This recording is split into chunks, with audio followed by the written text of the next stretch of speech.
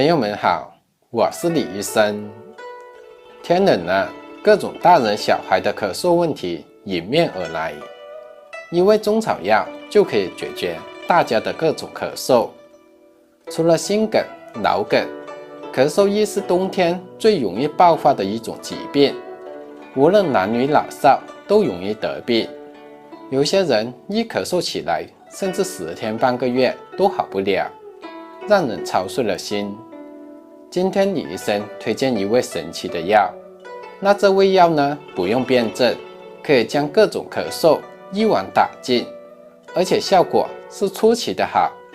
李医生的朋友亲测过，效果立竿见影。它的名字叫做鲫鱼胆。虽然鲫鱼的胆也是一味中药材，但是此鲫鱼胆非彼鲫鱼胆。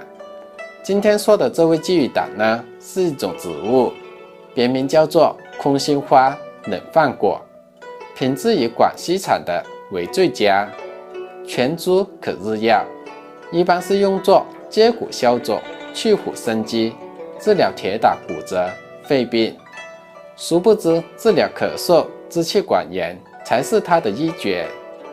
鲫鱼胆性平，味微苦，药食同源，口感也不错，煲汤、平时泡茶喝都可以，各种咳嗽都能治。如果分寒热的话呢，治疗寒咳的效果更好一些。不管什么咳嗽，越严重，咳嗽的时间越久，越有效。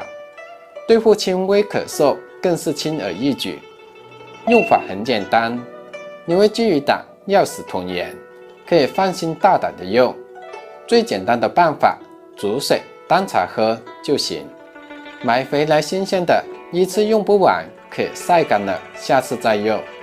每次大概20克左右，多一点也没有关系，视咳嗽严重的程度而定。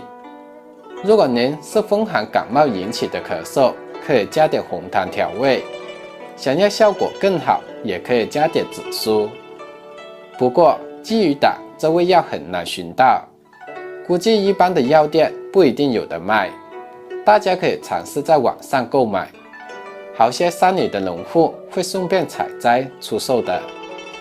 这个鲫鱼胆治疗咳嗽快准狠，价格又便宜，独一味药就能解决大问题，简直是比中华瑰宝还要瑰宝。有咳嗽的人赶紧喝起来吧。